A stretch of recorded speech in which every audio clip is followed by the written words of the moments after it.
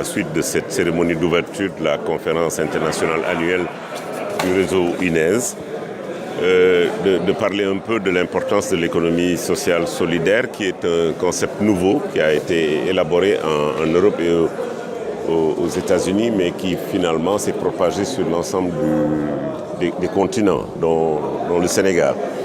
Le constat est le même partout. Le système capitaliste a, du fait de son mode de fonctionnement, engendré une pauvreté qui va en étant de plus en plus important et qui met en évidence le paradoxe du monde actuel, qui est que le monde n'a jamais été à la fois aussi riche et avec autant de pauvreté.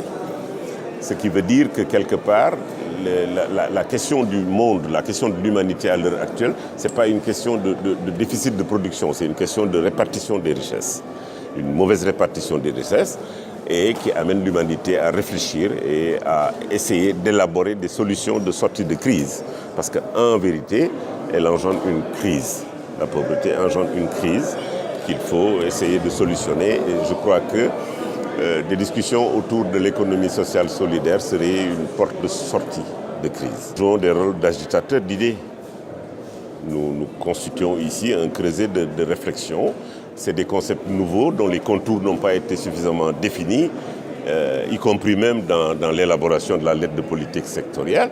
Nous aidons à cerner les contours, à donner un contenu consensuel au concept que nous manipulons.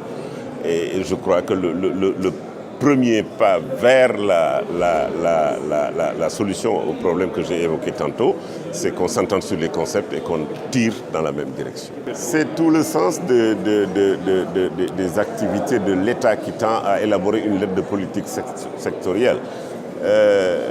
Les modes alternatifs de distribution de crédit sont nés à la suite d'un constat d'absence de présence du système bancaire classique à côté des petits opérateurs, des petits ménages, des petites entreprises. C'est pour ça que le microcrédit est né pour pallier ce manque de crédit qui venait de la part du système bancaire classique. Mais vous vous en rendrez compte, le processus de maturation peut être long, mais une fois adoptée, la lettre de politique sectorielle apportera des réponses à toutes les interrogations qui sont les vôtres et qui sont également les nôtres d'ailleurs.